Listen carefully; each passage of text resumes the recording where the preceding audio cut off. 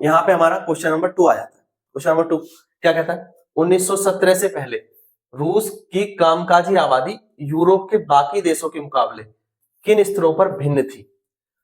अब यूरोप उस समय समृद्धि की ओर बढ़ना शुरू हो गया था।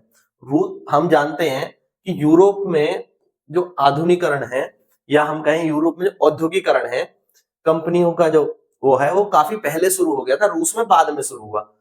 तो यानी रूस की जो कामकाजी आबादी है वो यूरोप की कामकाजी आबादी से अलग तरह से होगी, बिल्कुल अलग होगी। तो ये कैसे अलग थी, 1917 से पहले की बात हो रही है।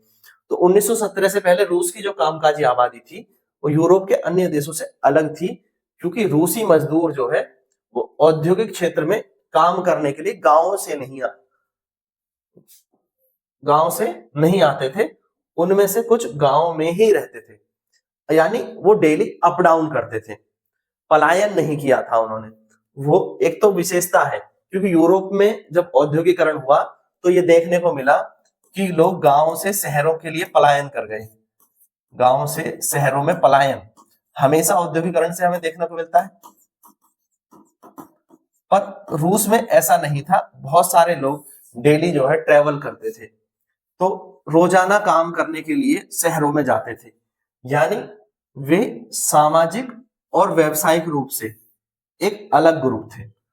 अब यहाँ पर सामाजिक और व्यावसायिक रूप से अलग ग्रुप का मतलब क्या है, एक तो यहाँ पर मेंसेविक और बोल्शेविक समाज हमने देखा, व्यावसायिक रूप से भी अलग अलग स्तर पर मजदूर बटे होते थे, यानी अलग अलग काम करने वाले मजदूरों के बीच अलग अलग ग्रुप या समूह होते थे, यानी काम के हिसाब से अलग अलग समूह।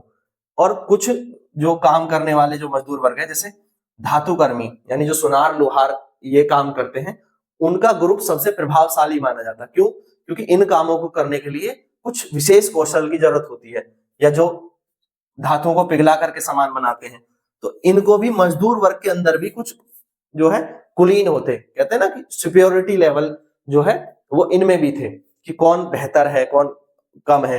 तो मजदूरों में भी सुपियोरिटी लेवल किस तरह से था कि जो धातु कर्मी थे उन्हें कुलीन माना जाता, क्योंकि उनके पेशे के लिए अधिक ट्रेनिंग की जरूरत पड़ती थी, अधिक स्किल की जरूरत पड़ती थी। बाकी जो बिना स्किल वाले या कम स्किल वाले काम होते थे, उनको करने वालों को थोड़ा सा नीचे दर्जे का समझा जाता।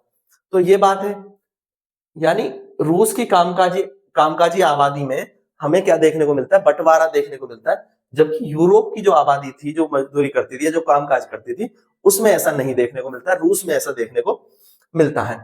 तो फिर भी जो कामकाजी आबादी थी वो एक बात पर एकजुट थी, एक मोर्चे पर किस पर एकजुट थी, कि रूस में जो काम की परिस्थितियां है ना वो ठीक नहीं थी। घंटों तक काम कराया जाता, लंबे जो है वर्किंग आवर होते, तो लॉन्ग, और जो एम्प्लॉय होते वो अक्सर जो है कर्मचारियों का शोषण करते। और इसलिए जब हड़तालें होती तो मजदूर अपने ये छोड़ करके कि कौन सा मजदूर किस कैटेगरी में है, या जो स्पेस कुशल मजदूर हैं या जो अकुशल मजदूर हैं, वो भेदभाव खत्म करके वो एक मुद्दे पर हमेशा साथ आते कि हमें काम की परिस्थितियों के खिलाफ और जो ज्यादा शोषण किया जा रहा है उसके खिलाफ लड़ना है। तो जब हड़तालें होती तो इन मुद्दों पर हमेशा एक होते। तो ये हालात थे रूस के 1917 से पहले। क्लियर है? आपको पसंद आई तो जरूर शेयर करें अपने सभी दोस्तों के साथ, चैनल को सब्सक्राइब कर लें ताकि आने वाले क्लासेस के आपको नोटिफिकेशन मिल जाए। पीछे की क्लासेस आपको देखनी है तो प्लेलिस्ट में जाकर के आप देख सकते हैं, क्वेश्चन वाइज भी प्लेलिस्ट बनी हुई है, तो किसी एक पर्टिकुलर क्वेश्चन का आंसर अगर आपको देखना है तो उसमें आप जाकर के अपने उसी पर्टिकुलर क्वेश्चन का आंसर देख सकते हैं। Thank you guys, thanks for watching.